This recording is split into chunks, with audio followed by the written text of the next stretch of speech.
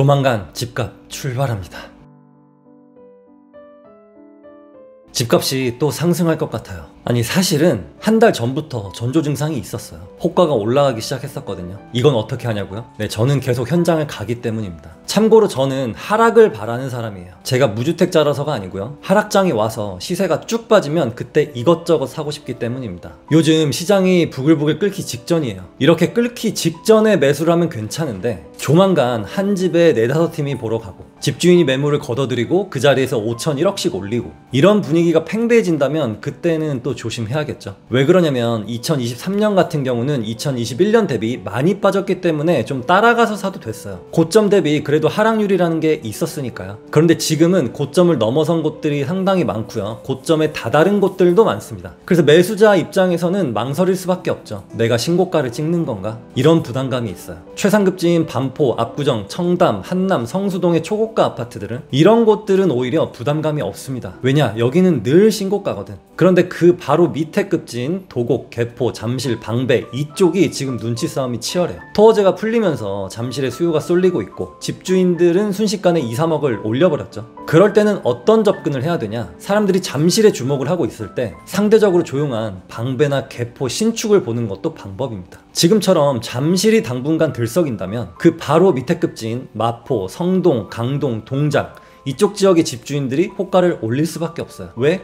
이분들은 잠실이나 강남 쪽으로 갈아타기를 하려고 했는데 거기가 훅 먼저 뛰었거든. 그러다 보니 어라 내 예상보다 돈이 더 들어가네, 나도 더 받아야겠네, 이런 심리가 생긴 거죠. 그리고 연달아서 서대문이나 동대문에서 갈아타기를 이쪽으로 하려다가 봤더니 호가가 그새 또 올라가서 갈아타기가 어려워졌습니다. 이게 조만간 벌어질 현상이고요. 사실 지금도 조금씩은 진행이 되고 있어요. 이때 여러분은 어떻게 하실 건가요? 호가 쭉쭉 올라가는 거 따라 사실 건지, 아니면 그냥 포기하실 건지, 아니면 다른 곳을 찾아볼 건지. 저라면 보고 있던 아파트들은 계속 보면서 동시에 다른 곳도 같이 볼 것 같아요. 이럴 때는 오히려 재개발 입주권이나 분양권 같은 거 있죠. 이런 게 더 유리할 수 있습니다. 예를 들어 뭐 산성역 해리스톤이나 광명 11구역처럼 정말 좋은 아파트가 될 곳인데 좀 안 좋은 동이나 안 좋은 층에 배정된 분들이 시세보다 저렴하게 내놓는 경우가 있어요. 이런 매물을 싸게 잡는 것도 기회가 됩니다. 실거주를 할 수 없는 상태인 곳은 내가 직접 거주를 하지 않기 때문에 정이 덜 들었어요. 그래서 내 아파트를 덜 사랑합니다. 그래서 기회가 더 많아요. 내가 지금 살고 있으면 너무 팔기 아깝고 조금이라도 더 받고 싶고 이런 마음이 훨씬 커지거든요. 그런데 입주권이나 분양권은 그 사랑하는 마음이 적고 더 받고 싶은 마음도 적습니다. 그래서 장위 뉴타운이라든지 이문 휘경이라든지 성남 원도심이라든지 좀 자금이 되시는 분들은 노량진, 부가현, 흑석, 한남, 성수 이런 곳들에도 충분한 기회가 있다는 점 꼭 기억하시기를 바랍니다. 2023년에 몇 달 동안 정말 뜨거웠다가 잠깐 식었고요.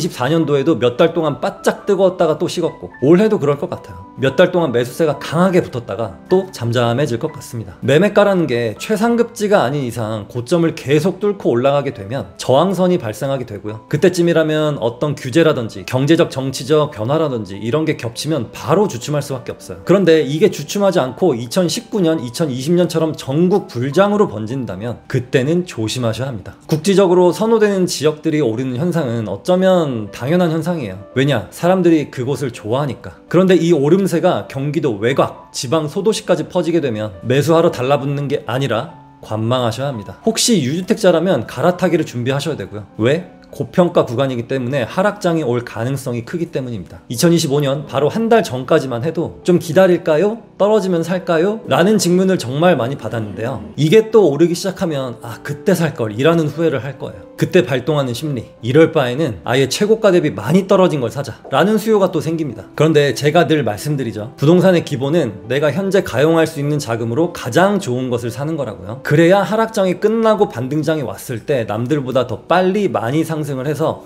원금을 회복할 수 있습니다. 지금 명확히 상황이 보이고 있어요. 원래 좋은 게 정고점 이런 거 상관없이 더 많이 오르고 있다는 거. 어떤 분은 이 아파트가 많이 떨어졌으니까 안전마진이 있어 라고 생각하는데 그게 안전마진이 있는 게 아니라 지금 상황에서는 상승 여력이 떨어지는 것은 아닐지 다른 관점으로 바라보셨으면 합니다. 올해도 바짝 뜨거웠다가 식었다가 또 잠깐 뜨거웠다가 식었다가 이런 장이 예상이 되는데요. 꾸준히 공부를 잘 해두시면서 내 집 마련과 갈아타기에 꼭 성공하시기를 바랍니다. 공부는 어떻게 하냐고요? 네, 나의 돈 많은 고장 기준과 김 부장 이야기를 읽어보시면 도움이 되겠습니다. 감사합니다.